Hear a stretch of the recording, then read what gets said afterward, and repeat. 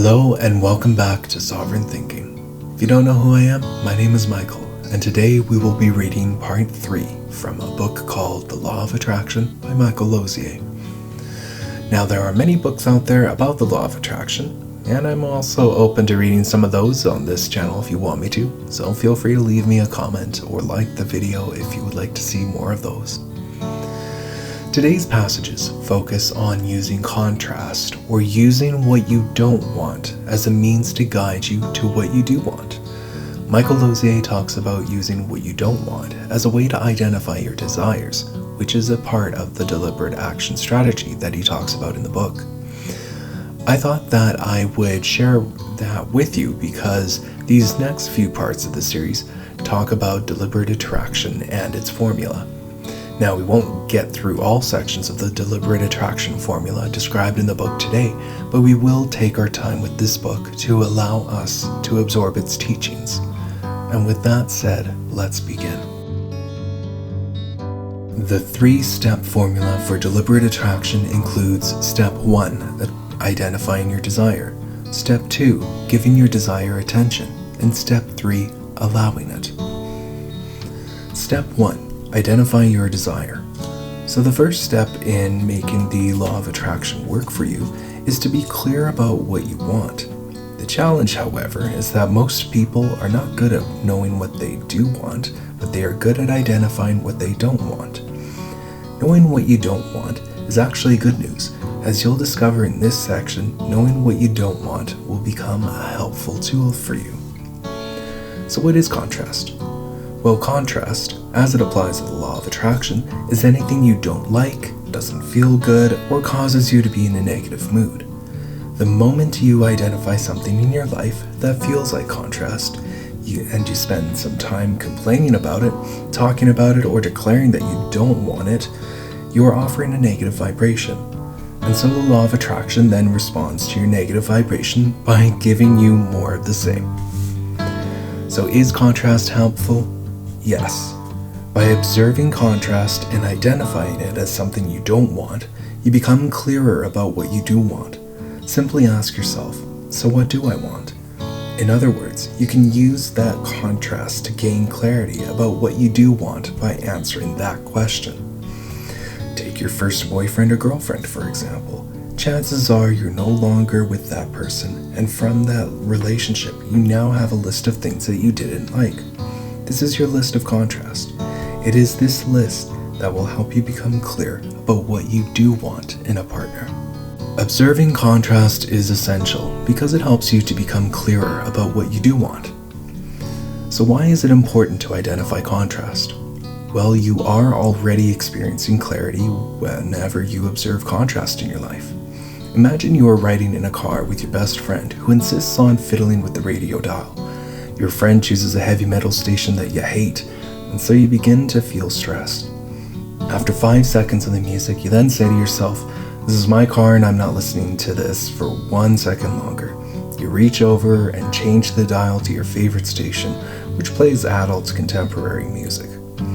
Instantly you feel happier and more relaxed. Notice how you become clear about what you like by paying attention to what you don't like. In other words, your contrast has provided you with clarity. There are many aspects of philosophy and even spirituality that talk about friction or obstacles as guideposts to what you do want. And I can't help but draw those comparisons in my head when Michael Losier talks about using your contrast as a tool for clarity. One of my favorite Marcus Aurelius quotes is, "What's in the way becomes the way." And I can't help but to think of that quote when it comes to dealing with contrasts. Another perspective that I like to think of whenever I come across any internal contrast statements is that the contrast statement itself is an opportunity for clarity on what you do want, as well as an opportunity to transmute something negative into something positive. Again, that negative obstacle just merely serves as guidance, and we will talk a little bit more about transmuting negativity next. To help you observe contrast only briefly, say, "So what do I want?" How long is briefly? Well, the key to getting what you want without getting stuck focusing on what you don't want is to briefly observe contrast. Only you can decide how long briefly is. For some, experiencing contrast in a relationship may last for years. For others, contrast is observed for a short time. You might decide to end a relationship on the first date, for example. Notice that when you experience contrast around smells, sounds, or tastes, your tolerance is minimal. Think about these statements. How long would you smell something that doesn't smell good? How long would you listen to music that doesn't sound good? How long would you eat something that doesn't taste good? In these cases, you are observing contrast briefly and changing it to clarity fast. There are, however, a few areas of your life where you may observe contrast for far too long, and that includes areas like relationships, health, money, careers, or any other major area in your life. Generally, the least amount of time you spend putting your attention, energy, and focus towards contrast, the better. The clarity through contrast process, which you'll learn from this book, will help you with this. Remember how Michael Losier talked about observation being a vibration itself? Well, here he talks about observing your contrasting thoughts, but only briefly, as much as you can. Again, you are using this friction as a guide to help you focus on what you do want. The journal work that we will be doing this week is very much going to focus on these clarifying contrast statements and transmuting these statements into focusing on what you do want.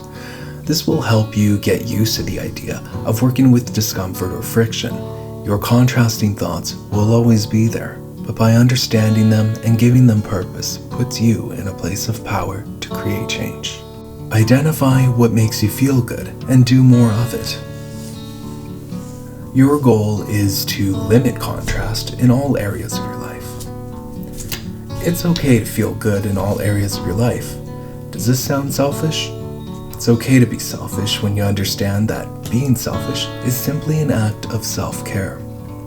Are you selfish about what you eat, for example? Are you selfish about what you smell, or what you wear, or what you listen to? I'm encouraging you to be selfish in all areas of your life, especially in your career, finances, health, or relationship, or any other major areas. And so in these 4 areas of career, finances, health, and relationships, people tend to have a lot of negative emotions, and they observe them for far too long, and in many cases, many years. I just wanted to touch on self-care and expand a little bit on it, since this part doesn't dive deeper into it. And I also kind of disagree with the language that Michael Losier uses to equivocate selfishness to self-care.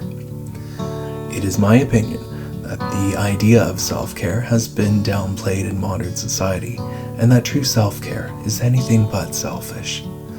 I just want to take a moment to remind you that you are empowered to take care of yourself and to pursue your goals and dreams.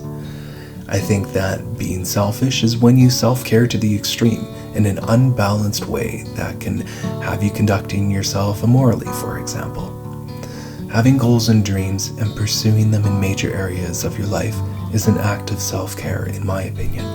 I just disagree with Michael Losier equivalating self-care to selfishness, but I think that was just a language choice. I do see where he is going with it, since a lot of people do interpret the pursuit of their own happiness as an act of selfishness. But let's continue. At this time, you have completed the first step of deliberate attraction, which is identifying your desire. In this section, we have covered how your words generate a vibration that is either positive or negative. When you use the words don't, not, and no, you continue to give more attention, energy, and focus to what you are referring to. When you hear yourself saying don't, not, and no, ask yourself, so what do I want? When you go from what you don't want to what you do want, the words change, and when the words change, your vibration changes. You can only send out one vibration at a time. You can reset your vibration simply by changing your words, remembering that thoughts are made up of words. Contrast is anything that doesn't feel good, and you can observe contrast briefly, knowing that the law of attraction is always responding to your vibration. You can use contrast to help generate clarity, and when building your contrast list, find as many contrast items as possible. The more contrast you identify, the more clarity you will have. Remember, you have only pinpointed your desire at this point. You may have felt great about identifying and writing down what you want, or you may have experienced a feeling of doubt. In the following chapters, you'll learn how to continue on with the law of attraction formula using step 2 and step 3. Just some spoilers here, but I feel it is important to share that step 2 is about giving your desire attention, and step 3 is all about opening yourself to receiving what you are calling in. This is the direction that this book is heading into. I'm going to actually leave it here for now, just so that we can absorb and digest some of the concepts explained in the book. Again, I have left an Amazon link to the book in the description box if you just wanted to pick it up for yourself, as I'm only reading selected excerpts from the Law of Attraction book by Michael Losier. We are going to continue diving deeper into this book, where we talk about giving your desire attention. There are some more concepts to grasp in the next part, and I felt that we covered enough concepts in today's passages. As always, please take what vibes with you, leave what doesn't, and just take it one day at a time. Thank you again for listening, and I hope you have a wonderful day.